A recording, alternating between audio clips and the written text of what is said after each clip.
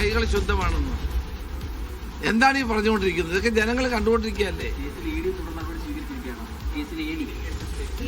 അല്ല, ഞാൻ അതുകൊണ്ടാണ് നിയമത്തിൻ്റെതായ രീതിയിൽ പോകട്ടെ. ഞങ്ങളിത് വാച്ച് ചെയ്തുകൊണ്ടിരിക്കുകയാണ്.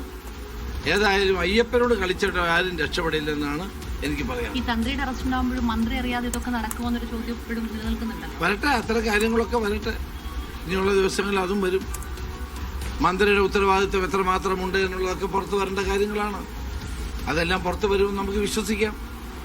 പിന്നെ ഈ അറസ്റ്റുമായി ബന്ധപ്പെട്ട് കൂടുതൽ വിവരങ്ങൾ അറിയാത്തത് കൊണ്ട് അതിനെ സംബന്ധിച്ച് എനിക്ക് കൂടുതൽ പറയാൻ കഴിയും.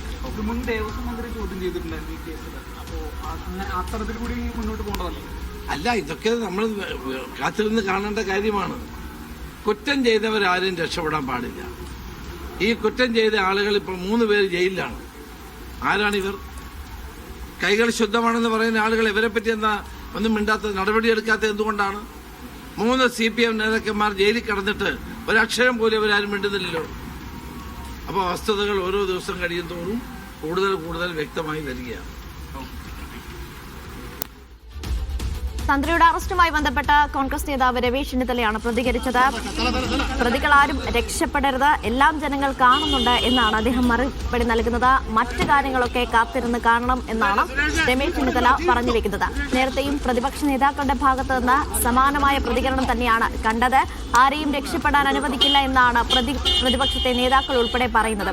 ഈ കേസുമായി ബന്ധപ്പെട്ട് നോക്കുമ്പോൾ വളരെ പ്രധാനപ്പെട്ട ഒരു ഘട്ടത്തിലാണ് ഇപ്പോൾ എത്തി നിൽക്കുന്നത്. അന്വേഷണ സംഘത്തെ സംബന്ധിച്ചിടത്തോളം പല ഘട്ടത്തിലും കോടതിയിൽ നിന്ന് വിമർശനങ്ങൾ നേരിടേണ്ടി വന്നിരുന്നു. എന്തുകൊണ്ട് മറ്റുന്നതരിലേക്ക് അന്വേഷണം എത്തുന്നില്ല എന്നായിരുന്നു കോടതി പല ഘട്ടത്തിലും ചോദിച്ചിരുന്നത്. ഇപ്പോൾ തന്ത്രിയിലേക്ക് തന്നെ അന്വേഷണം എത്തുന്നു. തന്ത്രിയുടെ അറസ്റ്റ് രേഖപ്പെടുത്തുന്നു. ആദ്യം ഒരിക്കൽ ചോദ്യം ചെയ്ത ശേഷം അതിൽ കൂടുതൽ വ്യക്തത വരുത്തണമെന്ന് ആവശ്യപ്പെട്ടുകൊണ്ടാണ് ഇന്ന് ചോദ്യം ചെയ്യാനായി വിളിപ്പിച്ചത്. ഏകദേശം ചോദ്യം ചെയ്യലിന് കൊണ്ടുപോയി 1 മണിക്കൂറിനകം അറസ്റ്റ് രേഖപ്പെടുത്തിയിട്ടുണ്ടെന്നാണ് മനസ്സിലാക്കുന്നത്. ഈ വാർത്ത പുറത്തു വന്നത് ഏതാണ്ട് 1 മണിക്കൂറിന് ശേഷം അറസ്റ്റ് രേഖപ്പെടുത്തിയിരുന്നു.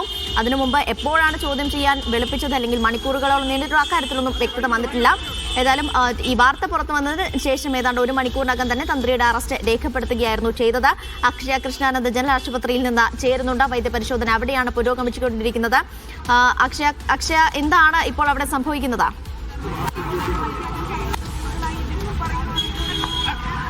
അനിഷ, വൈദ്യപരിശോധനയ്ക്ക് ശേഷം തന്ത്രി കണ്ഠര രാജീവരെ പുറത്തേക്ക് കൊണ്ടുപോയിരിക്കുകയാണ്. കൊല്ലത്തേക്ക് എന്തായാലും തന്നെ കൊല്ലം വിജിലൻസ് കോടതിയിലേക്കായിരിക്കും ഇനി തന്ത്രിയെ ഹാജരാക്കുന്നത്. എന്തായാലും ഈ ഒരു കാര്യത്തിൽ അവസാന നിമിഷം, അതായത് തന്ത്രിയെ പുറത്തിറക്കുന്ന സമയത്ത് തന്ത്രിയോട് നമ്മൾ കൃത്യമായി ചോദ്യങ്ങൾ ചോദിച്ചു. താങ്കളെ കുടിക്കിയതാണോ എന്ന് നിരവധി തവണ ആവർത്തിച്ചപ്പോൾ സമയത്ത് തലയാട്ടുക മാത്രമാണ് തന്ത്രി ചെയ്തത്. അതായത് തന്നെ കുടുക്കിയതാണ് എന്നുള്ള രീതിയിലുള്ളൊരു തരത്തിലുള്ള ഒരു സംഭവമാണ് തന്ത്രിയുടെ ഭാഗത്തു നിന്ന് ഉണ്ടായിട്ടുള്ളത്. അനീഷ, തന്ത്രിയുടെ വൈദ്യപരിശോധന പൂർത്തിയായിരിക്കുന്നു. അതിനുശേഷം കൊല്ലം വിജിലൻസ് കോടതിയിലേക്ക് കൊണ്ടുപോവുകയാണ്. അതിനിടെ തന്നെ പലവട്ടം മാധ്യമപ്രവർത്തകർ ചോദ്യം ചോദിക്കുന്നുണ്ട്. താങ്കളെ കുടുക്കിയതാണോ, എന്താണ് സംഭവിച്ചതെന്ന ചോദ്യം തന്ത്രിയോട് ചോദിക്കുന്നുണ്ട്. പക്ഷേ അതിന് തലയാട്ടുക മാത്രമാണ് അദ്ദേഹം ചെയ്തത്. മറ്റ് പ്രതികരണങ്ങളൊന്നും നടത്തിയിട്ടില്ല. അക്ഷയ കൃഷ്ണാനന്ദ തുടരുന്നുണ്ട് വിവരങ്ങൾ നൽകാനായി. അക്ഷയ, ഇനി എന്തായിരിക്കും അന്വേഷണ സംഘത്തിന്റെ നീക്കം? റിമാൻഡ് ചെയ്യാനാണ് സാധ്യത എന്നാണ് മനസ്സിലാക്കുന്നത്. ഇനി മറ്റ് പ്രതികൾക്കൊപ്പം ഇരുത്തി ചോദ്യം ചെയ്യുന്ന സാധ്യതകൾ ഉൾപ്പെടെ അന്വേഷണ സംഘം പരിശോധിക്കുന്നുണ്ടോ? ഈ കേസുമായി എങ്ങനെയാണ് തന്ത്രി അന്വേഷണ സംഘം കണക്ട് ചെയ്യുന്നത്?